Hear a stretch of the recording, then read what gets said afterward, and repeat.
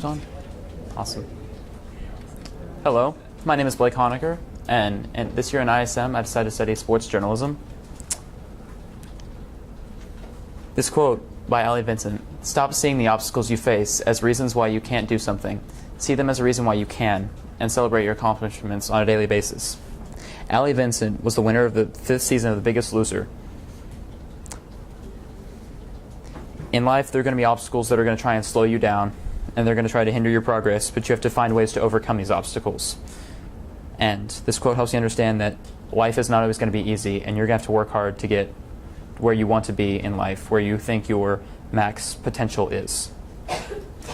I signed up for this course because I thought it was a great opportunity to study a field of choice that I wanted to pursue, and to help me figure out if this is what I wanted to do for the rest of my life, or if I needed to go venture out and find other things to do. So far we've done a handful of research assessments, and I just wanted to I compiled a list of a few key points that I figured out about the field of journalism, more geared towards sports, but it has a lot of generalities in it as well. The first thing is, I found out that journalists, the basic element of journalists is that they're trained professionals that are expected to write, edit, and sometimes analyze current development of news in an unbiased manner. And I think, in my opinion, that's the hardest part, is trying to stay unbiased in any topic, whether it be sports, politics, health. It's very difficult. I understand that that's something that I'm going to have to overcome. And just a fun fact, the provisions for censorship of the press were actually included in the Aliens and Seditions Act, which was passed in 1798.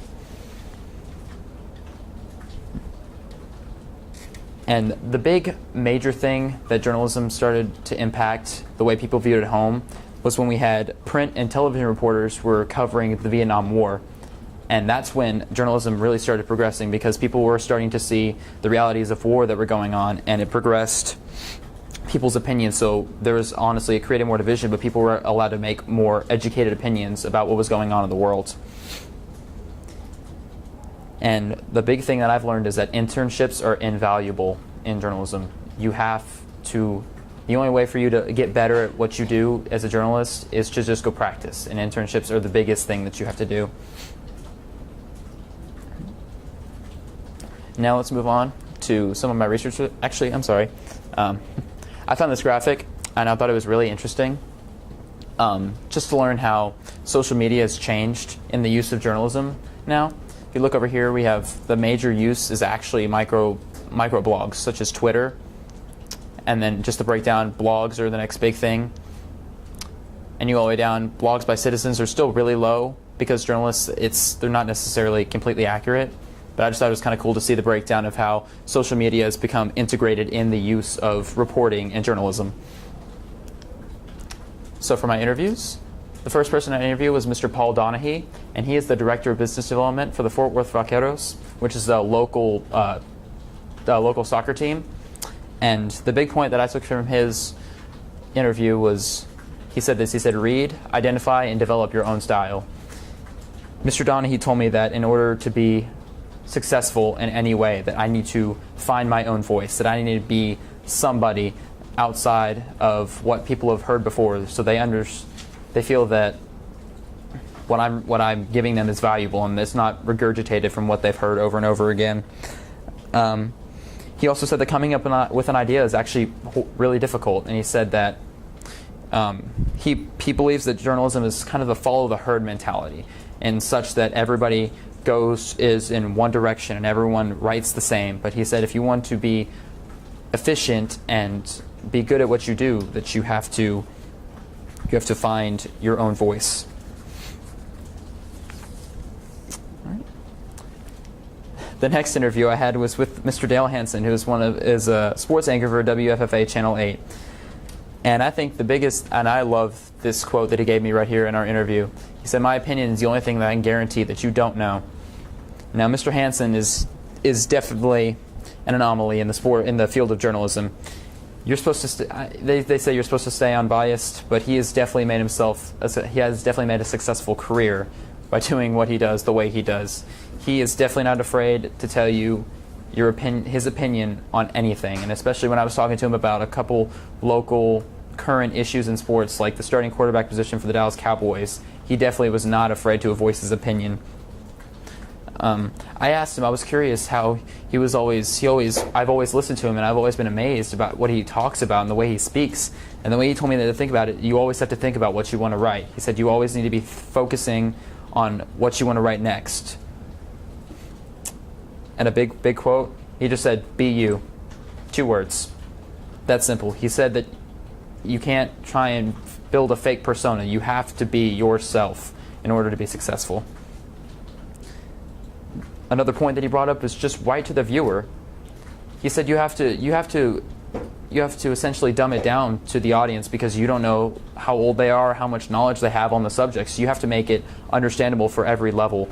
And I think that's important because I feel like if I write, sometimes when I write sports, I feel like I write a little too in depth, and I have to make it simpler for people to understand that are viewing this that might not know hardly anything at all about sports, or they just want a basic overview. He also mentioned that you need to know what the audience expects. So when you're writing, you have to write what the audience wants to hear, and you have to appeal to them because they're your source of. I mean, they're the reason why you have your job. You write for the people, and they want to hear what they want to hear. And a big point from Mr. Hansen was the way he puts it: good writing is equals half the people love it and half the people hate it. He told me that he doesn't believe in writing unbiased because then it's just one narrow viewpoint. He said that if you want to write well, that you need to write an opinion, and that way if half the people love it, half the people that hate it, even though you don't have all the people that are agreeing with you, then you have a conversation. You actually have a talking point between people. My third interview was with Mr. Mike Leslie, who is also a WFFA Channel 8 sports anchor. And the biggest thing I took away from his interview is that there is no right way to do this job.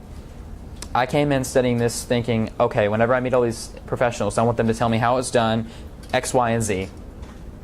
But what I found out through these interviews is that there is no right way to do it. You do it the way that you think is correct, and you will definitely get knocked down a couple times, but you keep working at it, and you'll find your voice, and you'll find what works best for you. He also told me that different jobs within the field have different amounts of rigor. I was going in expecting him to tell me, I was thinking, oh, okay, well, there are different jobs. You could be a cameraman, you could be a reporter, you could be a writer. I'm sure they're all equally as difficult, but that's not the case. I mean, he said it's harder for cameramen because it's all different, because people that control the camera have to make sure the audio works, they have to get the film put together correctly, and then they have to go in the studio and they have to edit it and get all the sound bites. And for someone like myself, I've experienced that, and it's not fun. It's not for me. I personally don't like it. As compared to an anchor who has to write his own script and report it and be confident in themselves. And it's just different levels of rigor for different jobs. And one big point, Mr. Leslie told me he wrote a story about a local girl that got to be a ball person for the TCU men's baseball team. She was a cancer patient, and she was slowly dying, and he told me he reported on the story about her right before this little girl eventually passed away, and he said it was one of the toughest things he's ever had to do. He told me there were multiple times when he was working on the story in the booth that he just broke down in tears because the family, it was sad to see the family, they just came to terms with it, and it's really difficult to see. But he told me after her passing that he went to her parents and wanted to make sure that he put forth the best story they could about their daughter, that he wanted everything to be accurate. And so he told me that whenever you write something, whether it's as deep as that or whether it's just a simple sports highlight, you need to pour yourself into the story, that you have to immerse yourself and put everything you can towards it, which I think is a big point because I want the audience to understand what I was thinking, and I want them to feel the way I was feeling. I want it to hit them at home. My fourth interview was with Mr. Earl K. Sneed, who is a beats writer and online reporter for the Dallas Mavericks. this was a great opportunity. I was invited to go to a preseason Mavericks game, and I got to meet with Mr. Snead, and he was wonderful. First off, he went to graduate from the University of Oklahoma and the Gaylord College of Communications, where hopefully that's where I would like to go. So it was awesome to meet an alumni and get to talk to him about his experiences while he was there. I think the big thing I took from Mr. Snead was he said to find your passion and just roll with it. I think when he was a kid, he had trouble figuring out what he wanted to do. And as he grew older, as soon as he figured out that sports journalism was the way he wanted to go, he went through the Gaylord College. And he told me that he worked for the Thunder before he worked for the Mavericks. And he told me he had to work so many intern jobs and build his way up, including personally emailing Mark Cuban just to try and get his job to get where he is today. And while he said it was the hardest thing he's ever had to do, he enjoyed it so much, and that he loves getting to do what he gets to do every day. And once again, Mr. C made the point, you have to find your own style, your own voice. And I think that's important, and I'm currently writing sports blogs right now, and I'm trying to develop my own voice. And while I've read through the first few posts I've read, they definitely could use some work. I think I'm starting to learn how to develop my own voice and my own style and the way I want to interpret what's going on around me and deliver the news. And my fifth and final interview was with Mr. Sam Thomas, and he is a public relations coordinator for the Dallas Wings, which is our local WNBA team. I think the big thing I took away from him is Mr. Thomas told me that situational awareness is key. While this is not exactly the job that I would like to acquire, it was very nice to get an opinion from someone that works in PR.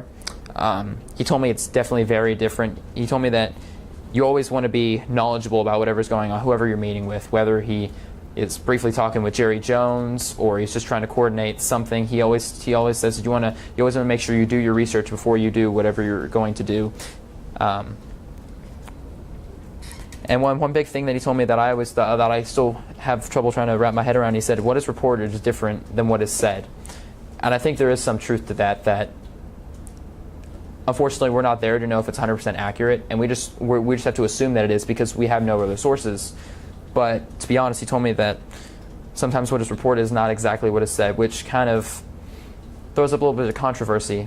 But unfortunately, it's our only source of information, and we have to believe whatever is put forth for us. And so for myself, hearing that made me feel that when I do this job one day, that I want to give the people the most accurate information that I can. One big point, too, that he made is you can't get too emotionally invested. Mr. Thomas, along with the Dallas Wings, he's also covered for the Mavericks and the Dallas Cowboys. And he told me growing up that he personally was a Dallas Cowboys fan. But he said when he works at the games, before they start, the monitor in the room for the journalists always has to remind them, remember, this is a professional setting, that you have to give forth a professional opinion that has to be unbiased. And personally for myself, that's pretty hard because I do love my Cowboys, but you have to put that aside and deliver the news the way that it's told. One big point that I actually never knew before, he told me that public relations people act as servants. Whether it's coordinating sponsors or it's trying to get a meeting set up with two executives, it said you act as a servant to people. And he told me that's his favorite part of his job, is he gets to serve people in any way possible. And personally, that's what I love too. I love the idea of being a sports journalist, serving the people that care, that want to know more about local sports and rumors that are going on. I want to be the servant to those people. From all my research that I've conducted so far, I'm better able to understand that what the job of a sports journalist entails and what day-to-day challenges I will experience, especially when it came to acquiring interviews or writing in the most accurate and unbiased fashion that I can. I look forward to furthering my research the rest of this year, and if all goes well, you'll be able to tune into me on ESPN delivering your sports news.